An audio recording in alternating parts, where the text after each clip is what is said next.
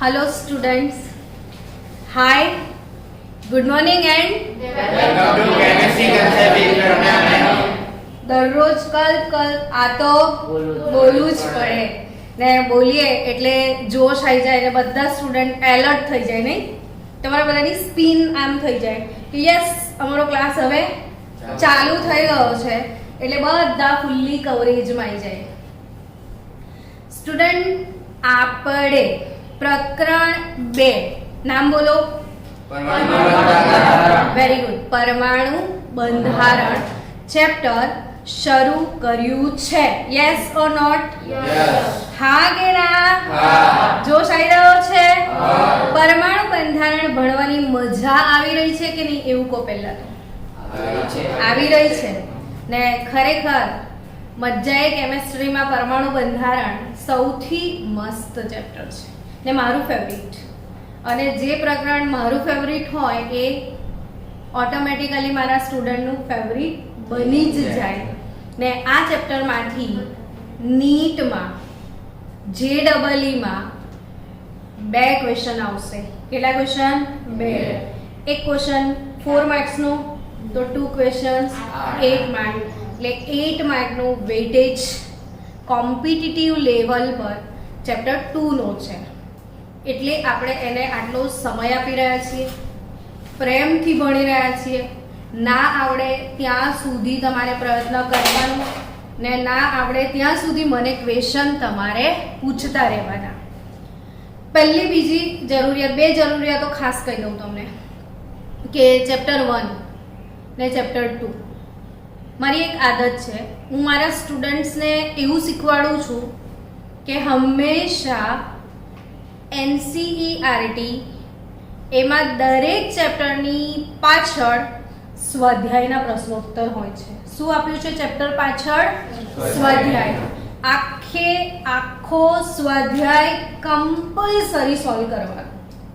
ને ઘણી બધી વખત તો મારા ટેસ્ટ પણ એવા જ આવશે કે હું તમને સીધું કરી દઈશ એક્સરસાઇઝનો ટેસ્ટ, એટલે ફૂલ્લી એક્સરસાઇઝ થઈ જાય. બાય ધી વે ચેપ્ટર 1 ની એક્સરસાઇઝ તો નાની છે, બટ ચેપ્ટર 2 ની એક્સરસાઇઝ એમાં તો બહુ જ બધા સમ્સ છે ને એક સમ્સ 2 to 3 to 4 ટાઈમ આપણે ગણવાના એટલે પ્રેક્ટિસ થાય ને મેક્સિમમ પ્રેક્ટિસ કરીને ચેપ્ટર 2 ના દાખલા બહુ જ સરસ બને એવું આપણે ટ્રાય કરશું. અત્યારે આપણે શું શીખવાના મૂડમાં છીએ તો ઇલેક્ટ્રોન રચના વાળું જે મેઇન ટોપિક છે આપણું ચાલી રહ્યું છે. કયું ટોપિક ચાલી રહ્યું છે? ઇલેક્ટ્રોન રચના. ઇલેક્ટ્રોન રચનામાં આપણે ગઈકાલે પરમાણુમાં જે કક્ષકો છે એનો ઉર્જા ક્રમ ત્યાં સુધી શીખેલા છીએ. તમને બધાને કક્ષકોના આકાર અને પ્રકાર આવડી ગયા છે? હા ના આન્સર જેવું. કક્ષકોના આકાર આવડી ગયા છે એવું પૂછું છું. S કક્ષકનો આકાર કેવો? ગોળ દડા જેવો. S કક્ષકને પેટા પ્રકાર કેટલા? એક જ. P કક્ષકનો આકાર કેવો? ડમ્બેલ. એને પેટા પ્રકાર કેટલા? કયા? px py pz. Very good. તો આપણે લખતા બી જઈએ ને સાથે આપણને કામમાં આવવાનું છે. S કક્ષક એક જ પેટા પ્રકાર, એમાં કેટલા ઇલેક્ટ્રોન આવી શકે? 2. તો S કક્ષકની ઇલેક્ટ્રોન ક્ષમતા, મહત્તમ ઇલેક્ટ્રોન ક્ષમતા કેટલી ગણાશે? 2 જ. S કક્ષકમાં 2 થી વધારે ઇલેક્ટ્રોન ભરી શકાય નહીં.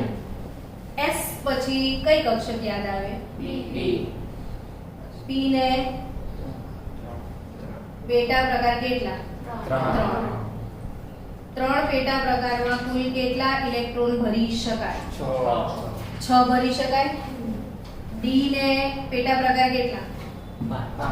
5. એ તો આપણું રિવિઝન થઈ જશે અને મારા તમામ વિડીયોમાં આ વસ્તુ અવેલેબલ છે, તમામ વિડીયોમાં. એટલે બાળક કોઈ પણ વિડીયો ખોલે આ વસ્તુ તો આવે જ, એટલે ફૂલ પ્રેક્ટિસ થાય. તો D કક્ષકોમાં કુલ મળીને કેટલા ઇલેક્ટ્રોન થાય? 10 sp d અને પછી શું? f કક્ષકોમાં 7 પેટા પ્રકાર એટલે કુલ કેટલા ઇલેક્ટ્રોન ભરાઈ શકે? મેં 5 દોર્યા છે ને, આ છઠ્ઠો ને આ બાજુ એક સાતમો થઈ ગયા. તો f ની કેપેસિટી 14, d ની કેપેસિટી 10, p ની કેપેસિટી 6 ને s ની કેપેસિટી 2. ને આપણું જે આવર્તક કોષ્ટક છે ને, એ આવર્તક કોષ્ટકને કુલ 4 વિભાગમાં વહેંચવામાં આવ્યું છે. મેં શું કીધું? રિપીટ કરો. એ 4 વિભાગ કયા કયા? ડન. તો આઈ થિંક SPDF સુધીમાં તો આપણું આખું આવર્ત કોષ્ટક પૂરું જ થઈ જાય છે. આવર્ત કોષ્ટકમાં કુલ તત્વો કેટલા છે એનો જવાબ આપો. 118.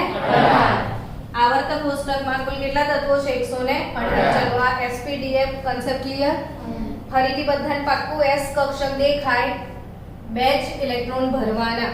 P દેખાય તો 6 થી ઓછા હોઈ શકે, અર્થાત P1, P2, P3, P4, P5 લખાય, P6 લખાય, P7 લખીએ તો ના ચાલે.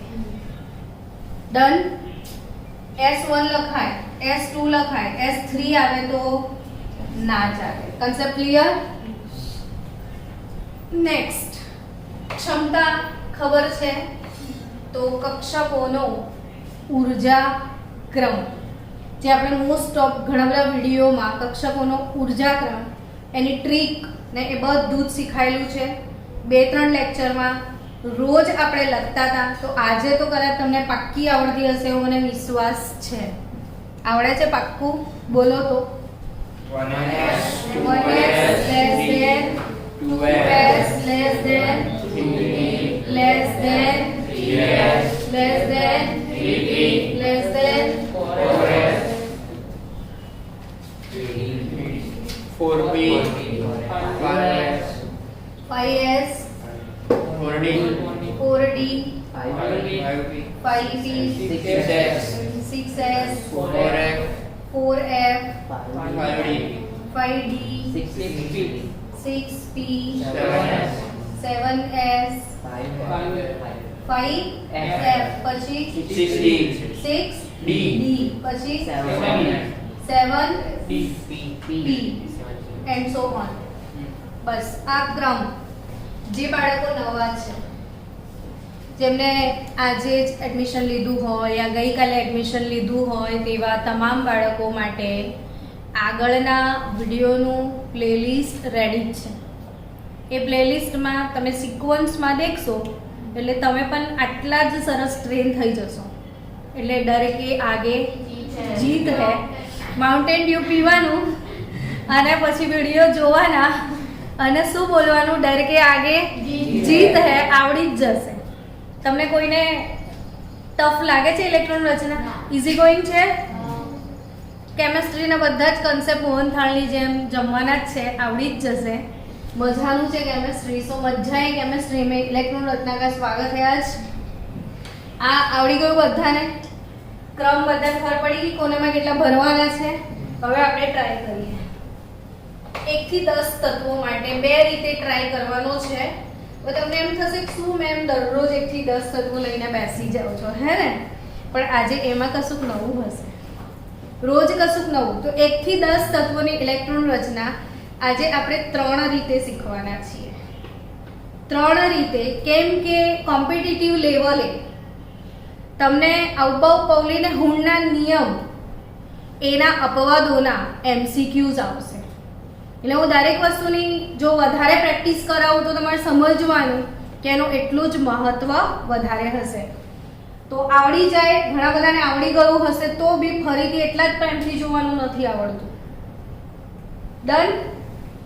કયા તત્વોની વાત કરવાના છે આજે આપણે? 1 થી તો 10 તત્વોની વાત. 1 2 3 4 5 6 7, 8, 9 અને 10. 1 થી 10 તત્વોના નામ અને સંજ્ઞા. કવિતા કોઈક શીખવાડી હતી? બોલો તો. હ, હે, લી, બે, બ, ક, નો, ફ, ને. આપણી કવિતા હતી હ, હેલી, બે, બકનોફ. બકનોફનું સ્પેલિંગ BCNOF અને ને. આટલું બોલવાનું તો આવડી જાય. હેલી, બે, બકનોફ અને. બોલો તો બધા લોકો. આવું નાનું નાનું નહીં. હેલી, બે, બકનોફ અને. તમે શું બોલો? હે. અરે ભાઈ, એ તો ફર્સ્ટ સ્ટાન્ડર્ડમાં બોલે છોકરા. યુ આર સ્માર્ટ નાઉ. હેલી, બે, બકનોફ અને. એવું બોલો. હેલી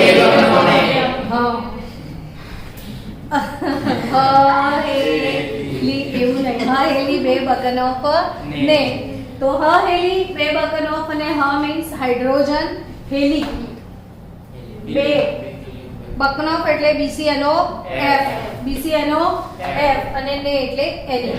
હવે બધાના નામ.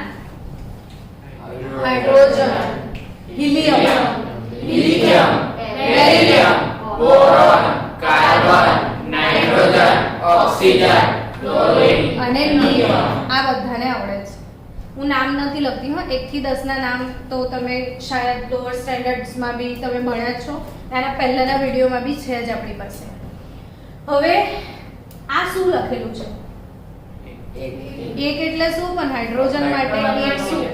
તો એનો પરમાણુ ક્રમાંક. ગઈકાલે એક બહુ સરસ ક્વેશ્ચન વાંચ્યો તો વોટ્સએપ પર, કહી દઉં પછી આગળ વધું. આ તમે જે બોલ્યા એના પર કે બાળકને ક્વેશ્ચન પૂછે છે, એમાં ઓપ્શન છે 1, 2, 3 ને કીધું છે સૌથી નાનો નંબર કયો એ શોધી કાઢો. એટલે અહીંયા હતું 69, 74, 82. બાળકે આના પર ટીક કર્યું. એમાં એનો કોઈ વાંક નથી. સૌથી નાનો નંબર શોધી કાઢો અને આ બધામાં નાનો 1 લાગ્યો. એમ આપણને આજે ક્વેશ્ચનનો આન્સર કેવો મળ્યો? આ શું છે? તો કે 1 છે, પણ 1 શું છે? હાઇડ્રોજનનો પરમાણુ ક્રમાંક. શું છે? હાઇડ્રોજનનો પરમાણુ ક્રમાંક. હવે આ પરમાણુ ક્રમાંક બોલીએ એટલે ફટાફટ અંદરથી ફિલિંગ આવી જોઈએ કે Z. પરમાણુ ક્રમાંક એટલે શું? Z. આ જ ભૂલી જાય છોકરા રોજ. ભલે દરરોજ અથડાય તોય દરરોજ ભૂલી જવાનું, કેમ કે એની કોઈ વેલ્યુ નહીં, રોજ અથડાય નહીં. તો Z શું છે? પરમાણુનો ક્રમાંક. બોલો અંદરથી. Z શું છે? પરમાણુ ક્રમાંક. પાક્કું? હવે એમ ના કહેતા આ શું છે? તો 2. આ શું છે? પરમાણુનો ક્રમાંક. ને પરમાણુનો ક્રમાંક એટલે Z. અને Z શું બતાવે છે એ મને કહો.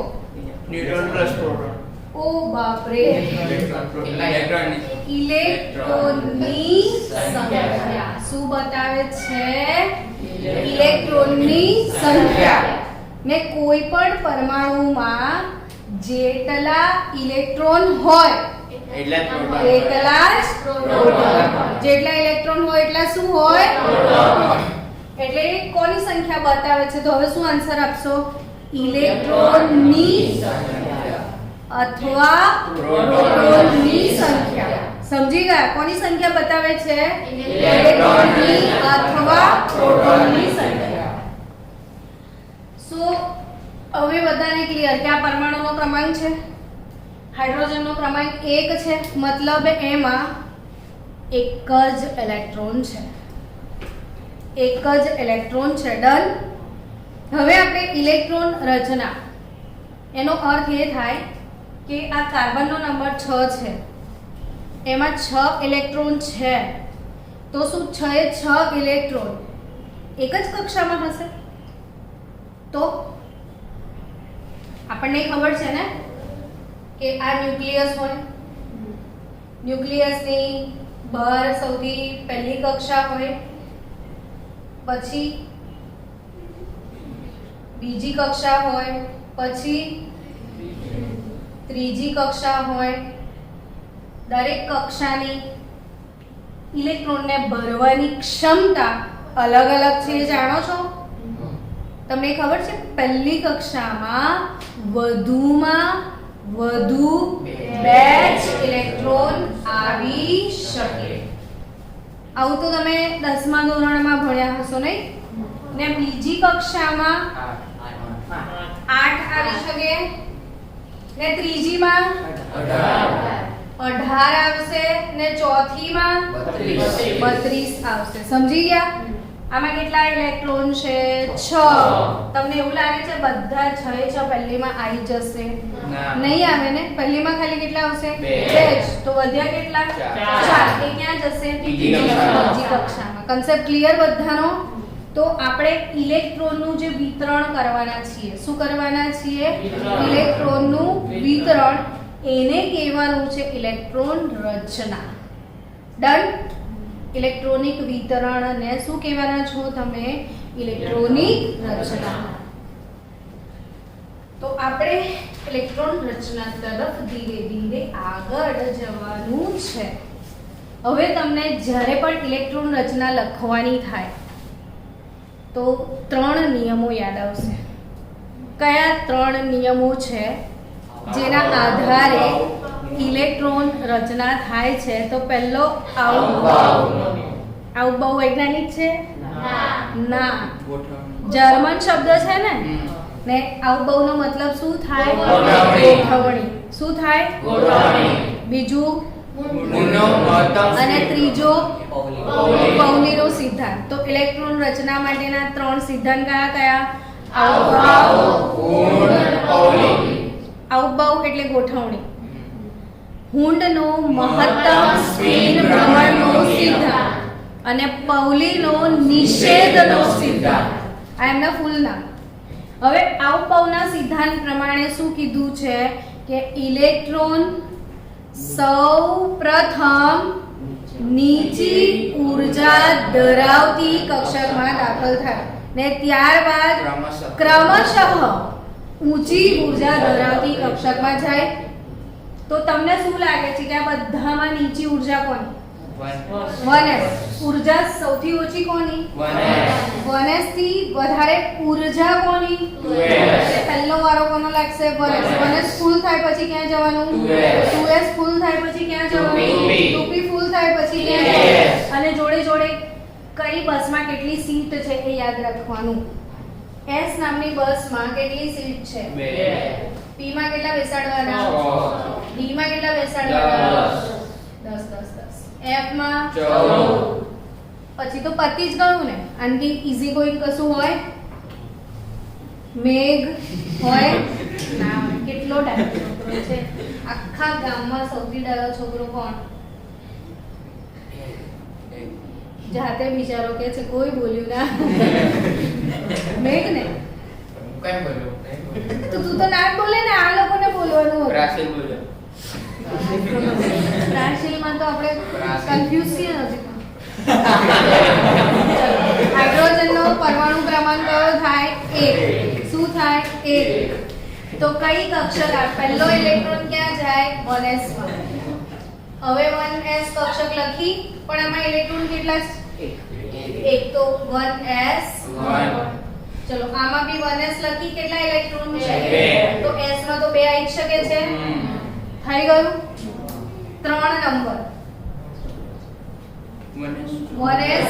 પછી કઈ કક્ષક ઉઠાવવાની? 2s. s માં 2, આમાં 1. 2 વત્તા 1 3. હવે શું થશે બોલો? 2s2. આમાં બોલો 2p1. આમાં 1s2 2p2. ચલો આ 1s2 2s2 2p3. 2p3. 1s2 2s2 2p4. આ ખરેખર ખબર પડી રહી છે? પડી રહી છે ને ખબર? પહેલો કોનામાં ભરવાનું? 1s માં. 1s ફૂલ થાય પછી ક્યાં જવાનું? 2s માં. 2s ફૂલ થઈ ગઈ 2 માં જ. 2s ફૂલ થાય પછી કોનો વારો 2p 2p નો વારો બરાબર તો હજી 2p માં ક્ષમતા છે ને 2p કેટલા છે 5 ને 1s2 1s2 2s2 2p6 done હવે આમાં નિષ્ક્રિય વાયુઓ છે કેટલા નિષ્ક્રિય વાયુઓ છે બે નિષ્ક્રિય વાયુઓ છે એક હિલિયમ અને બીજો નિયોન તો નિષ્ક્રિય વાયુઓનો ઉપયોગ ઇલેક્ટ્રોન રચનામાં કેવી રીતે કરવો એ સમજીએ મેં શું કીધું તું આજે હું તમને કેટલી રીતે શીખવાડીશ ત્રણ રીતે રીત નંબર 1 કે આ ડાયરેક્ટ આ ફૂલ ઇલેક્ટ્રોન રચના બરાબર હવે કોર કોન્ફિગરેશન એટલે નિષ્ક્રિય વાયુનો ઉપયોગ કરીને કઈ રીતે ઇલેક્ટ્રોન રચના લખવાની એ શીખવાનું છે તો આપણે 2 નંબર પર નિષ્ક્રિય વાયુ કયો પડે છે હિલિયમ હિલિયમની ઇલેક્ટ્રોન રચના શું છે 1s2 તો અહીંયા 1s2 ની જગ્યા પર શું લખી શકો તમે હિલિયમ. હિલિયમ લખી શકશો તો દરેક જગ્યાએ 1s2 એને બદલે શું લખવાનું છે હિલિયમ પેલી રીતે લખી જ શકાય છે એવું નહીં કે આ જ રીતે લખાય આ સેકન્ડ મેથડ તો where 1s2 there helium where there is a 1s2 there is always helium તો હિલિયમ ને ચલો સ્ટુડન્ટ આ બધાને કન્સેપ્ટ ક્લિયર મેં કોના બદલે હિલિયમ લખ્યું 1s2 આ સેકન્ડ મેથડ થઈ હવે થર્ડ મેથડ ખાસ ઇમ્પોર્ટન્ટ વાત જ આ છે થર્ડ મેથડ અને એ થર્ડ મેથડ પરથી જ બધા જ MCQ સોલ્વ થશે તો ઇલેક્ટ્રોન રચના આ ડાયરેક્ટ 1s1 1s2 આ રીતે લખી હવે આપણે બોક્સ મેથડ ફોલો કરીએ કે 1s કક્ષકને આ રીતે લખી શકાય આ હટાઈ દઈએ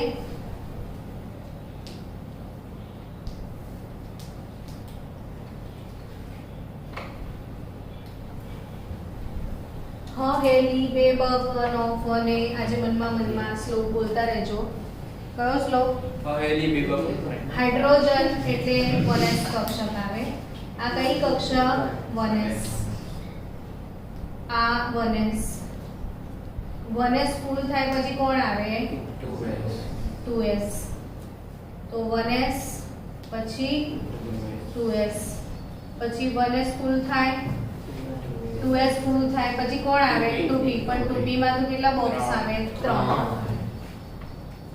1s 2s 2p આવે ચલો નાઇટ્રોજન સોરી 1s 2s કઈ ગયું 1s 2s અને 2p તો 1s 2s 2p કેટલી બધી એક્સરસાઇઝ છે જોવો છો ને તમે ને આ એક્સરસાઇઝ તમારે દરરોજ સવારે 5 વાગે ઉઠીને 10 વાર કરવાની 5 વાગે ઉઠીને કેટલી વાર એક્સરસાઇઝ કરવાની 10 વાર તો કેમેસ્ટ્રી આવડી જ જાય પ્રેક્ટિસ મેક્સ મેન પરફેક્ટ ચલો હાઇડ્રોજન 1s શું 1 હવે પહેલો ઇલેક્ટ્રોન ભરવાનો છે એટલે ક્વેશ્ચન શું અરાઇઝ થાય કોણ કહેશે કોઈને કોઈ કન્ફ્યુઝન થતું હોય તો આપણે કોઈ એક કક્ષક હોય ને ધારો કે આ 1s છે એમાં પહેલો જ ઇલેક્ટ્રોન એન્ટર કરવાનો છે આપણે ઇલેક્ટ્રોનને કઈ રીતે લખતા હતા કહી દઉં તમને કે આ રીતે ઇલેક્ટ્રોનને દર્શાવતા હતા બરાબર હવે આને શું કહેતા હતા અપ સ્પિન એવું કહેતા હતા તો આ અપ સ્પિન છે આપણી ને આવી રીતે લખતા હતા તો આને શું કહેતા હતા ડાઉન સ્પિન તો આ અપ સ્પિન છે ને અને આ શું છે ડાઉન સ્પિન છે તો અપ અને ડાઉન સ્પિન નો મતલબ શું હતો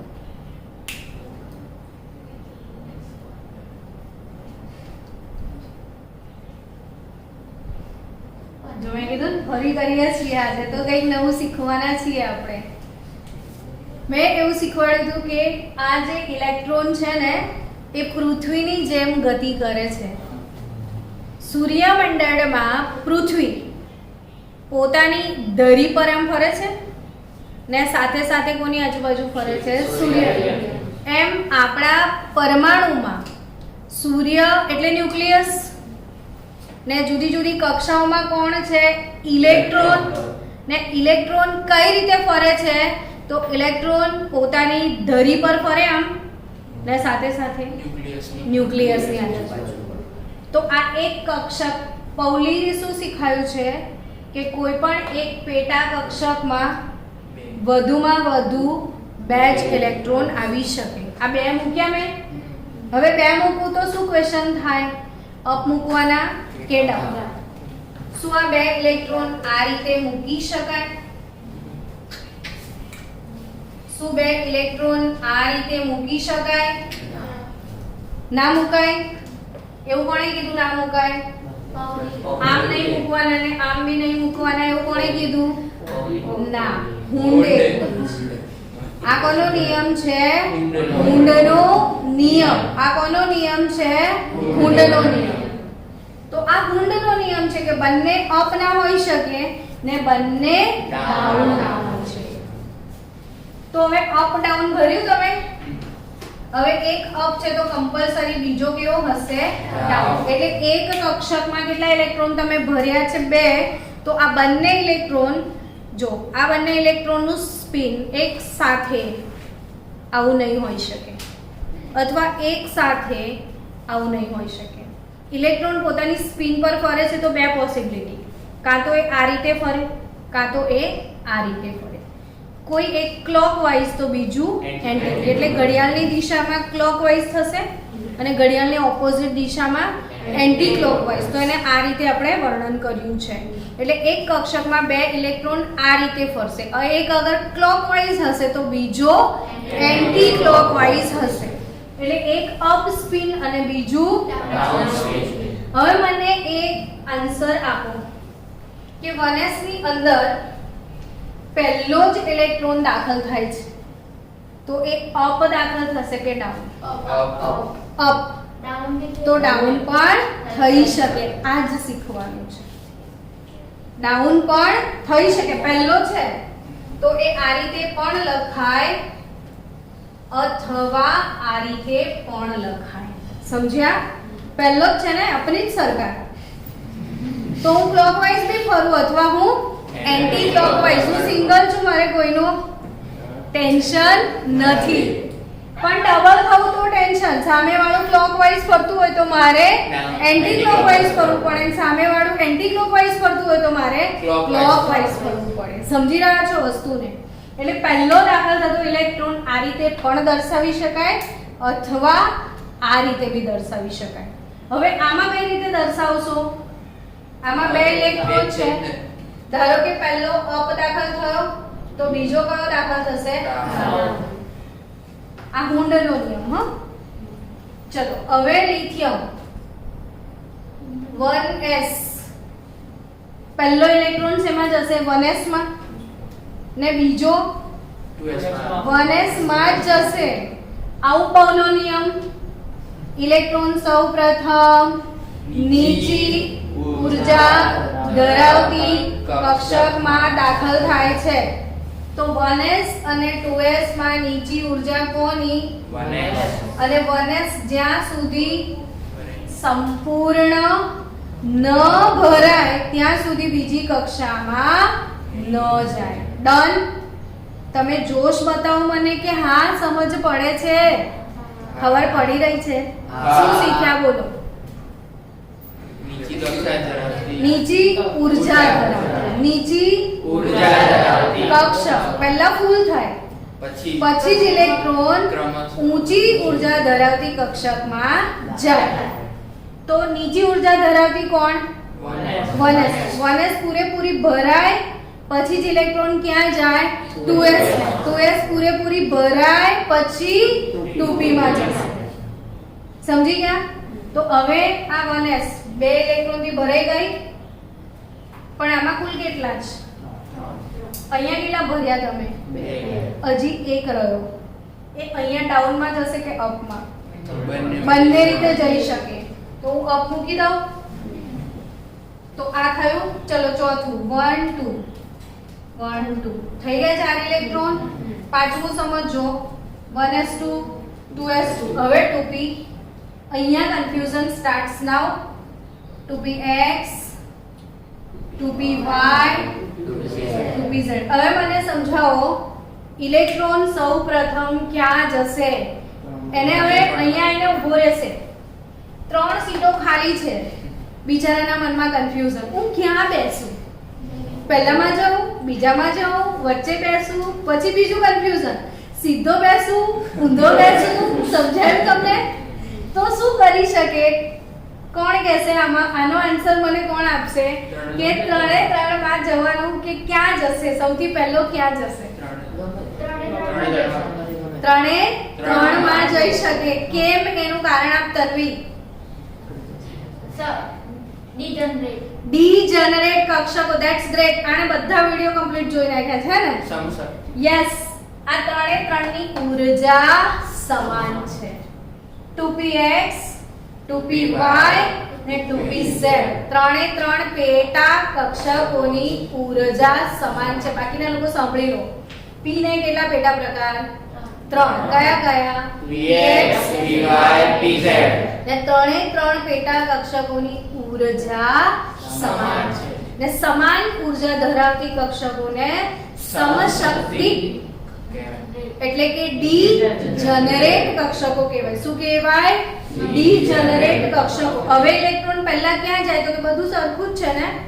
તો હવે ઇલેક્ટ્રોન 2pz માં પણ આવી શકે અથવા 2py માં પણ આવી શકે અથવા 2px માં પણ આવી શકે, અપ પણ આવી શકે અથવા ડાઉન પણ આવી શકે. તો આપણે સરળતા માટે પહેલો ઇલેક્ટ્રોન શેમાં દાખલ કરીએ છીએ? 2px માં. તો બોરોનની ઇલેક્ટ્રોન રચના હવે કઈ રીતે લખાય સમજજો. 1s2 2s2 2px1. શું લખાય? 1s2 2s2 2px1. જે 2p1 લખતા હતા ને એને બાયફર્કેટ કરવું પડશે. હવે આ કેવી રીતે લખાશે? તો 1s2 2s2 2px1. હવે બીજો અહીં પણ આવી શકે અથવા અહીં પણ સમાન ઊર્જા છે. હા, પણ હવે પહેલો સીધો છે તો બીજો ઊંધો ના આવી શકે. પહેલો સીધો છે તો બીજાને પણ સીધું જ દાખલ થવું પડે. સમજી ગયા? હવે બીજો પ્રશ્ન થાય તમને. તમને થાય છે કે મને નહીં ખબર, પણ હું કરી દઉં છું તમને પ્રશ્ન કે 2px1 2px માં મેં એક નાખ્યો તો બીજો આમ ના નખાય? ના નખાય. એ જ તો હુમનો નિયમ છે કે ઇલેક્ટ્રોન શક્ય હોય ત્યાં સુધી અયુગ્મિત રહેવાનું વલણ ધરાવે છે. શું કીધું મેં? ઇલેક્ટ્રોન શક્ય હોય ત્યાં સુધી અયુગ્મિત રહેવાનું વલણ ધરાવે છે. તો અહીંયા શક્યતા છે એટલે જ્યાં સુધી જગા છે ત્યાં સુધી એ સિંગલ રહેશે. અને આપણે હુન્ડનો નિયમ શું કહે છે? મહત્તમ સ્પિન ભ્રમણનો નિયમ.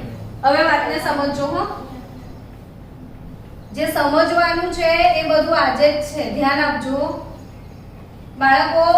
આ અપ સ્પિન છે તો જ્યારે અપ સ્પિન હોય ને તો એની સ્પિન વેલ્યુ આપણે +½ લેતા હોઈએ છીએ. સ્પિન ક્વોન્ટમ આંક આવશે તમને આગળ થિયરી. સ્પિન ક્વોન્ટમ આંક s. આને કહેવાય સ્પિન ગુણકતા. s ને શું કહેવાય? સ્પિન ગુણકતા. શું કહેવાય? સ્પિન ગુણકતા. તો અપ હોય તો સ્પિન ગુણકનું મૂલ્ય +½ કેટલું? +½ આ ફરીથી મેં અપ લખ્યું, બોલો એની વેલ્યુ કેટલી? ફરીથી +½ ને ફરીથી પ્લસ લખું તો વેલ્યુ કેટલી? +½ તો કુલ સ્પિન ગુણક કેટલો થાય? 3/2. સમજી રહ્યા છો દર્શ? ખબર પડી રહી છે કે તકલીફ છે? પડી ગઈ. ઓકે. હવે આ 3 અપ ગયા. જો આ ડાઉન જતો રહેતો તો આ -½ થઈ જતો. ડાઉન ની -½ તો પછી હાફ જ આવતું તમારું વેલ્યુ, તો સ્પિન ઘટી જતી, તો સ્પિન મહત્તમ ના થઈ. હવે સમજ પડી? કુંડના નિયમનો મતલબ સમજ પડી? કુંડનો મહત્તમ સ્પિન ભ્રમણ, સ્પિન મહત્તમ થવી જોઈએ, સ્પિન મહત્તમ થવી જોઈએ. હવે એટલે જો આ અપ ગયો હોય તો આ અપ જ જશે, એટલે આ ડાઉન ફોલ્સ કહેવાય. થઈ ગયું? ડન. હવે માની લો એક જ માં બે જતા રહેતા, તો સ્પિન 0 થઈ જતી. તો અહીં આ ટાઈપનું ઇલેક્ટ્રોન રચના શક્ય નથી. તો હુન્ડનો નિયમ શું કહે છે કે ઇલેક્ટ્રોન શક્ય હોય ત્યાં સુધી અયુગ્મિત રહેવાનું વલણ ધરાવે છે. અર્થાત સમશક્તિ કક્ષકો હોય તો ઇલેક્ટ્રોન સમાંતર સ્પિન સાથે ગોઠવાય છે. શું કીધું? સમશક્તિ કક્ષકોમાં ઇલેક્ટ્રોન સમાંતર, બોલો બોલો, સમાંતર સ્પિન સાથે ગોઠવાય છે. આ અપ તો બાકીના બધા અપ. હવે કોઈ ડાઉન ગયો તો બાકીના ત્રણે ડાઉન જશે. પડી કે નહીં ખબર? તો ચલો આપણી ઇલેક્ટ્રોન રચના ક્યાં પહોંચી? બોરોન સુધી. Boron 1s2 2s2 2px1. તો કાર્બનની શું હશે બોલો હવે? 1s2 2s2 2px1 2py1. પતી ગયું. બે છે ને? 6 છે. તો 2px1 2py1. હવે 7 number 1s2 2s2 2px1 2py1 2pz1. It's done. Okay. Next 8 electron. 1s2 1s2 2s2 2px1 2py1 2pz1. હવે શું થશે બોલો? કેમ કે આમાં 8 છે તો 2 ને 2 4 ને 3 7 જ થયા. હવે 8મો ઇલેક્ટ્રોન ક્યાં જશે? આ 3 માંથી ગમે તેમાં જઈ શકે. ઊર્જા સમાન છે. અહીં પણ આવી શકે, પહેલા અહીં પણ આવી શકે, અહીં પણ આવી શકે, પણ આપણે સરળતા ખાતર શેમાં લઈ જઈએ છીએ? એટલે જરા યુનિફોર્મલી તમે લખી શકો. તો આની 8માની ઇલેક્ટ્રોન રચના શું લખાય? 1s2 2s2 2px2 2py1 2pz1. Done. ચલો આની શું લખશો? 1s2 2s2 2px1 અને બીજો અહીં આવશે તો 1s2 2s2 2px2 2py2 2pz1 અને neon 1s2 2s2 2px2 2py2 2pz2. અને બધી જ કક્ષકો ઇલેક્ટ્રોન વડે સંપૂર્ણ ભરાયેલી છે. એવું કોનામાં છે? ખાલી જો હિલિયમમાં છે અને બીજું કોનામાં છે? નિયોનમાં છે. કોનામાં છે? હિલિયમમાં અને નિયોનમાં. શું દેખાય છે હિલિયમ નિયોનમાં? કે બંને કક્ષકો ઇલેક્ટ્રોન વડે સંપૂર્ણપણે ભરાયેલા છે. એટલે એ લોકો ધરાયેલા છે. ના એ લોકો કોઈને ઇલેક્ટ્રોન આપે છે, ના કોઈનો ઇલેક્ટ્રોન લે છે. માટે એ લોકોને નિષ્ક્રિય તત્વો કહેવાય છે. કેવા તત્વો કહેવાય છે? તો નિષ્ક્રિય તત્વોને નિષ્ક્રિય કેમ કહેવાય છે? કેમ કે એમની બાહ્યતમ કક્ષા ઇલેક્ટ્રોન વડે સંપૂર્ણપણે ભરાયેલી છે. ફરીથી એકવાર બોલજો. નિષ્ક્રિય તત્વોને નિષ્ક્રિય તત્વો શા માટે કહેવાય છે બોલો? યસ. હવે મારી બાહ્યતમ કક્ષા પૂરેપૂરી ભરાયેલી છે. જો આની અધૂરી છે તો આને લાલચ છે કે તમે લોકો આવો, અમને કોઈ પ્રોબ્લેમ નહીં, અમારું ખાલી જ છે ઘર. પણ અહીંયા ઘર ખાલી નથી. અહીંયા ઘર ખાલી નથી. હવે જેનું ઘર ખાલી છે જ નહીં એ કોઈને બોલાવશે બી નહીં, એ કોઈને આપશે પણ નહીં, લેશે. કોઈને આપે તો ઘર ખાલી થઈ જાય. તો આટલું સરસ મજાની ભરાયેલી કક્ષકો સ્થાયીતા પ્રાપ્ત કરે છે. શું પ્રાપ્ત કરે છે? સ્થાયીતા. કે બધાને આ લોકો જેવું બનવાની ઈચ્છા છે. આ બીજા તમામ તત્વોને કેવું બનવાની ઈચ્છા છે? આ લોકો જેવું. જો આ ઓક્સિજન છે, કેટલી જગ્યા ખાલી છે? 2. એટલે જ હંમેશા ઓક્સિજન 2 લોકોને સ્વીકારીને O- 2 બનાવે છે. નાઇટ્રોજનમાં કેટલી જગ્યા ખાલી છે? 3. તો એ શું બનાવે? -3. ફ્લોરિનમાં કેટલી જગ્યા ખાલી છે? 1. તો એ શું બનાવે? -1. સમજન પલી કે ના પલી? પલી ને. તો આ ક્લિયર કન્સેપ્ટ થઈ ગયો. એટલે નિયોન ને જગ્યા ખાલી છે? હા કે ના? ના. તો કોઈનો સ્વીકારે પણ નહીં. કોઈને આપે આપે પણ પણ નહીં. એવું કોણ કોઈના સ્વીકારે? હિલિયમ. માટે એ લોકોને શું કહેવામાં આવે છે? નિષ્ક્રિય તત્વો. શું કહેવામાં આવે છે? નિષ્ક્રિય. તો આ ઇલેક્ટ્રોન રચના લખવી છે ને તમારે, તો ચલો 2 મિનિટ આપણે બધા લખો બેસીને.